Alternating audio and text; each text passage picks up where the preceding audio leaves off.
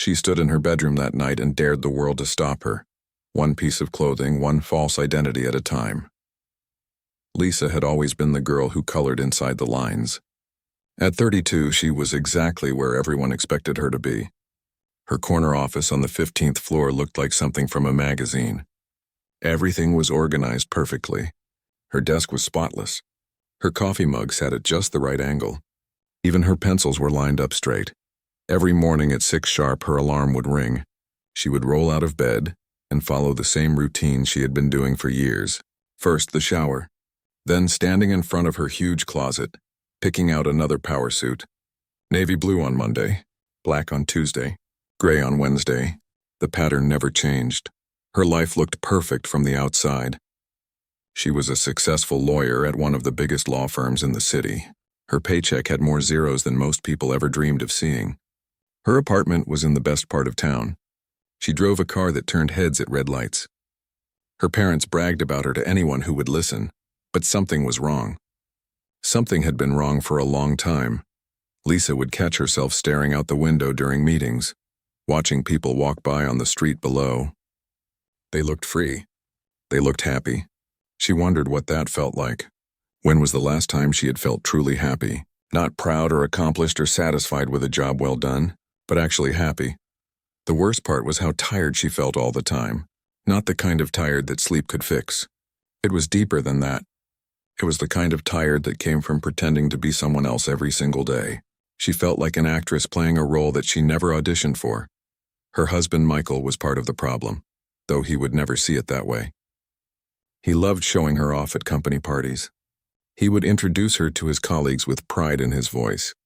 "This is my wife, the lawyer," he would say, like she was a trophy he had won. She would smile and shake hands and make small talk about cases and clients. Inside, she felt like screaming. Michael wanted a wife who looked good in photos, someone who would make him look successful.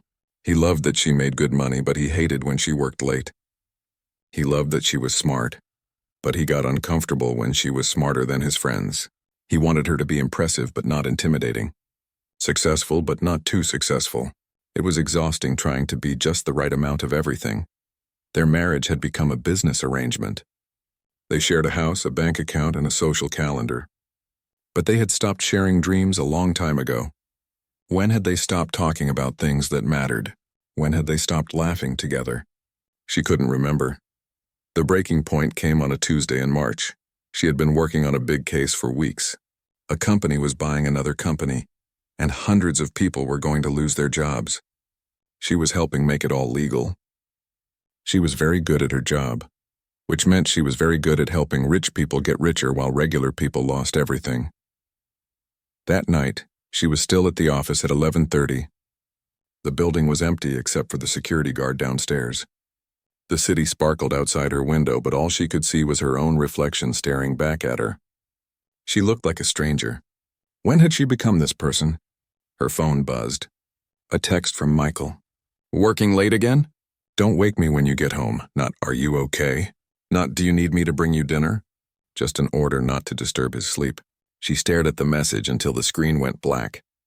Then she saw her reflection again in the dark phone screen. The same stranger looking back at her. She thought about her childhood. She had wanted to be an artist back then. Her room was full of paintings and drawings. She would spend hours creating worlds on paper. Her hands would get dirty with paint and charcoal, and she loved it. When had she stopped creating? When had she traded her paintbrushes for law books? Her parents had been so proud when she got into law school. Finally, a stable career, her mother had said. "You'll never have to worry about money." They meant well. They wanted security for her. But somewhere along the way, security had become a prison. She tried to remember the last time she had done something just because it made her happy. Not because it looked good on her resume or impressed other people or fit into the perfect life she was supposed to want. She couldn't remember. The office felt smaller suddenly. The walls seemed to be closing in. Her expensive suit felt tight around her chest. She couldn't breathe properly. She stood up quickly, knocking over her coffee mug. The dark liquid spread across her perfectly organized desk, ruining the contracts she had been working on. For a moment, she just watched the coffee drip onto the floor. Then she did something she hadn't done in years. She laughed. Really laughed. because watching her perfect desk get ruined felt like the most honest thing that had happened to her all day. She grabbed her purse and walked out of the office, leaving the mess behind. She didn't care. She drove home through empty streets thinking about who she used to be before she became who everyone expected her to be. Michael was asleep when she got home. She stood in their bedroom doorway watching him breathe. He looked peaceful, content. He had no idea that his wife was falling apart. Or maybe he did know and just didn't care as long as she kept playing her part. She walked into the bathroom and looked at herself in the mirror. Really looked. Her hair was pulled back so tight it gave her a headache.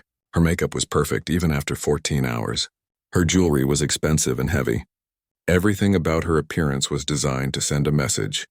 I am successful. I am in control. I have my life together. But it was all a lie. She reached up and pulled the pins from her hair. It fell around her shoulders, and for the first time in months her head stopped hurting. She wiped off her makeup with a cotton pad, watching as the perfect mask disappeared. Underneath she looked younger, softer, more real. She thought about the girl who used to paint, the girl who would get lost in her art for hours, the girl who dreamed of creating beautiful things. Where had that girl gone? Tomorrow, she decided, she would start looking for her. The changes started small, so small that Lisa almost didn't notice them herself. On Wednesday morning, instead of pulling her hair back into the usual tight bun, she left it loose around her shoulders. It felt strange at first, like she was breaking some invisible rule, but it also felt good, free. Her secretary noticed right away. "Your hair looks nice today," she said with a surprised smile. Lisa had worked with Jenny for 3 years, but this was the first time they had talked about anything personal. It felt like a tiny victory. In the elevator, her reflection looked different, softer somehow, more like the person she used to be. She caught herself smiling at nothing in particular, but Michael noticed too. That evening at dinner, he kept glancing at her across the table. Finally, he put down his fork and said, "Why didn't you put your hair up today? You look unprofessional." The word hit her like a slap. Unprofessional. As if her worth as a person was tied to how tightly she could pull her hair back. As if showing any hint of who she really was would somehow make her less capable at her job. "I just felt like wearing it down," she said quietly. "Well, don't. People need to take you seriously." He went back to his dinner like the conversation was over. But something inside Lisa had shifted. The next day she wore her hair down again, this time on purpose. Friday came, and instead of her usual black suit, she chose a navy blue dress. Nothing crazy or inappropriate. Just something that made her feel a little more human. The fabric was softer. It moved when she walked. She felt lighter. Her client meeting went better than expected. The older gentleman she was representing seemed more at ease with her. "You seem different today," he said as they shook hands. More approachable. Lisa realized she had been smiling more, listening better. When she wasn't focused on maintaining her perfect professional image, she could actually connect with people. It was like taking off a heavy costume she didn't know she was wearing. But the real test came at home. Michael was hosting his boss for dinner, and Lisa was expected to play the perfect wife. She had done this dance 100 times before. Smile, serve drinks, make polite conversation, and disappear into the kitchen when the men wanted to talk business. This time felt different. When Michael's boss asked her about her work, instead of giving the usual brief, modest answer, she actually talked about her cases. She shared her thoughts about the law. She even disagreed with something the boss said about a recent court decision. The conversation was interesting, engaging. She felt alive in a way she hadn't in years. But when she looked at Michael, his face was tight with anger. After the guests left, the fight started immediately. "What was that about?" Michael demanded. "You embarrassed me tonight." "How?" "By having an opinion. By showing off. By making it all about you. My boss doesn't want to hear lectures from my wife." Lisa felt something crack inside her chest. Maybe your boss enjoyed having a real conversation for once instead of listening to you talk about golf scores. Michael's face went red. "This isn't like you, Lisa. You're acting strange lately. First the hair, now this. What's gotten into you?" She stared at him. Really looked at him. When had he become someone who wanted her to be smaller? When had he decided that the woman he married should disappear whenever it was convenient for him? "Maybe this is exactly like me," she said. Maybe you just never bothered to find out who I really am." The fight escalated from there. Michael accused her of changing, of becoming difficult, of not caring about their life together. Lisa tried to explain that she was just trying to be more honest about who she was. But he didn't want to hear it. "I married the old Lisa," he said finally. "I don't know who this new person is, but I don't like her." That night, Lisa lay in bed staring at the ceiling. Michael had gone to sleep angry, turned away from her. She listened to him breathe and wondered when they had become strangers sharing a bed. She thought about what he had said. The old Lisa, the woman who never disagreed with him, who made herself smaller so he could feel bigger, who smiled and nodded and played the part of the perfect wife. But that woman had been dying slowly inside, suffocating under the weight of being what everyone else wanted her to be. The next morning, Michael tried to make peace. "Look, I'm sorry about last night, but you have to understand, I have a reputation to maintain. We both do, can't you just, I don't know, tone it down a little. Tone it down. Make yourself smaller again. Go back to being the woman who lived her life in the shadows of everyone else's expectations." Lisa looked at her husband. This man she had promised to love forever, and she realized that he had never actually seen her. He had fallen in love with a version of her that she had created to please him, and now that she was trying to be real, he wanted her to go back to being fake. That afternoon, she did something she hadn't done in months. She called in sick to work. Instead of going to the office, she drove to the art supply store across town. She hadn't been in one since college. The smell hit her as soon as she walked in. Paint and canvas and possibility. She wandered the aisles, touching brushes and tubes of color. Her hands remembered what it felt like to create something beautiful. She bought a small canvas, some basic paints, and a few brushes. Nothing expensive. Nothing that would last forever. Just enough to remember what it felt like to make something that came from inside her, instead of from someone else's expectations. Back home, she set up in the spare room. The room that was supposed to become a nursery someday, though she and Michael had stopped talking about children years ago. She opened the first tube of paint. Blue, like the ocean she used to paint as a child. The first brushstroke felt like coming home. The second felt like breathing after holding her breath for years. By the time Michael came home from work, she had painted her first picture in over a decade. It wasn't perfect. It wasn't even very good, but it was hers. Completely and honestly hers. Michael found her there, paint on her hands, smiling at the small canvas.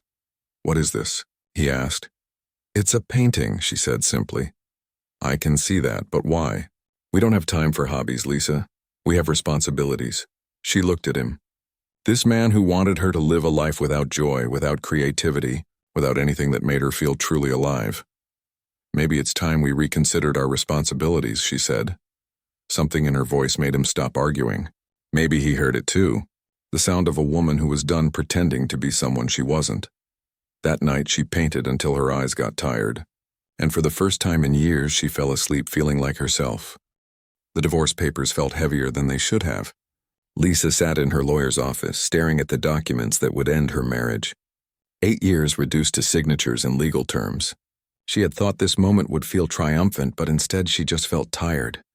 "Are you sure about this?" her attorney asked gently. "There's no rush. You can take more time to think." Lisa looked up from the papers. "I've been thinking for months. This is the right choice." But signing her name felt like jumping off a cliff without knowing if there was water below. The hardest part wasn't Michael's anger. She had expected that. He had raged and pleaded and made promises to change. But his version of change was her going back to being the woman she used to be. He couldn't understand that she didn't want to be that person anymore. The hardest part was everyone else's reactions. Her parents were devastated. Her mother cried on the phone for an hour. "How could you throw away a perfectly good marriage?" She kept asking. "Michael is a good man. He provides for you. What more do you want?" More. That simple word felt impossible to explain. How do you tell someone that you want to feel alive in your own life? How do you explain that security isn't worth anything if you're dying inside? Her father was worse. He didn't cry. He just got cold and disappointed. "I raised you to be smarter than this," he said. "You're making the biggest mistake of your life." Maybe he was right. Maybe she was throwing away something good for something uncertain. The doubt crept in during the long, quiet evenings in her new apartment. Finding a place to live had been harder than expected. Everything in her price range was smaller than what she was used to. Older, less impressive. She had gotten used to living in Michael's world, where everything was perfect and expensive and designed to impress other people. Her new apartment was on the 3rd floor of an old building. The walls were thin, and she could hear her neighbors cooking dinner and watching television. The bathroom was tiny, and the kitchen barely fit one person. But it was hers. Every piece of furniture, every color on the walls, every book on the shelf. No compromises. No one else's approval needed. Still, some nights the loneliness felt crushing. She would sit on her small couch, eating dinner from a container, wondering if she had made a terrible mistake. Her old life had been predictable, safe. She had known what was expected of her every day. There was comfort in that, even if it had been slowly killing her. Now she had to figure out everything for herself. What to eat for breakfast, what to watch on television, how to spend her weekends. Simple decisions that felt overwhelming after years of living according to someone else's preferences. Dating was a disaster. She had been with Michael since college. She had no idea how to meet people as a 32-year-old woman. The few dates she went on felt awkward and strange. One man spent the entire evening talking about his ex-wife. Another seemed more interested in her job than in her. A third one kept checking his phone throughout dinner. "Maybe I'm too old for this," she told Jenny over coffee one Saturday morning. "You're 32, not 92. Jenny laughed. "Give yourself time. You just got out of a long marriage. You don't need to find your soulmate next week." But the pressure was there, from her mother, who kept asking if she was meeting anyone nice. From her married friends who seemed uncomfortable with her single status. From society in general, which seemed to think that a woman without a man was somehow incomplete. Work became her refuge. She threw herself into her cases with new energy. Without the constant stress of managing Michael's moods and expectations, she found she had more focus, more creativity. Her boss noticed and started giving her bigger, more interesting cases. But success at work came with its own problems. Some of her male colleagues started treating her differently. Without a husband to define her, they didn't know what to make of her. Some flirted inappropriately. Others assumed she must be bitter about men. A few acted like her divorce was contagious. The worst part was the financial reality. She had always made good money, but Michael had made more. Their lifestyle had been built on 2 incomes. Now, living alone, she had to adjust to a smaller budget. No more expensive dinners every weekend. No more shopping without checking prices. No more spontaneous vacations. She had to learn to cook for herself. Really cook, not just heat up fancy takeout. She had to figure out how to fix things when they broke, how to manage her money without someone else's input, how to make decisions about insurance and investments and taxes. Some days it felt overwhelming. She would come home from work exhausted, look around her small apartment and wonder what she had been thinking. Her old life had been comfortable, predictable. She had never had to worry about paying bills or fixing leaky faucets or eating dinner alone. The doubt was worst at night. In the quiet darkness, her mind would race with questions. Had she given up too easily? Could she have tried harder to make her marriage work? Was she being selfish and immature? Her parents certainly thought so. They had stopped inviting her to family gatherings as if her divorce was something shameful that needed to be hidden. Her mother would call occasionally, but the conversations were strained and full of unspoken judgment. "Your cousin Rachel just bought a beautiful house with her husband," her mother would say. "They seem so happy together." The message was clear. Look what you could have had if you hadn't ruined everything. Even some of her friends distanced themselves. The couples she and Michael used to socialize with stopped inviting her to their parties. At first they included her out of pity, but she could feel how awkward it was. She was the reminder that marriages could end, that the life they thought was secure could fall apart. She started spending more time alone, reading books she had always wanted to read, taking long walks through the city, sitting in cafes and watching people go by. Slowly, she began to remember what it felt like to be just herself, not half of a couple. The painting helped. She had set up a small easel by the window in her apartment. Nothing fancy, just a corner where she could create. She painted in the evenings and on weekend mornings. Her technique was improving, but more importantly, the act of painting reminded her why she had chosen this path. When she held a brush, she felt like herself. Completely and honestly herself, no performance required, no approval needed. Just her and the canvas and the colors she chose to put on it. One evening, as she was working on a landscape, she realized something important. The loneliness she felt wasn't because she was alone. It was because she had been alone for years, even when she was married. She had been lonely in her own life, living as someone else. Now, for the first time, she was learning to be alone without being lonely. To be complete without needing someone else to define her worth. It wasn't easy. Some days were harder than others. But slowly, gradually, she was building a life that belonged to her, a life where her choices mattered, where her dreams had space to grow. The doubt was still there, lurking in quiet moments, but it was getting smaller, quieter, overpowered by something stronger.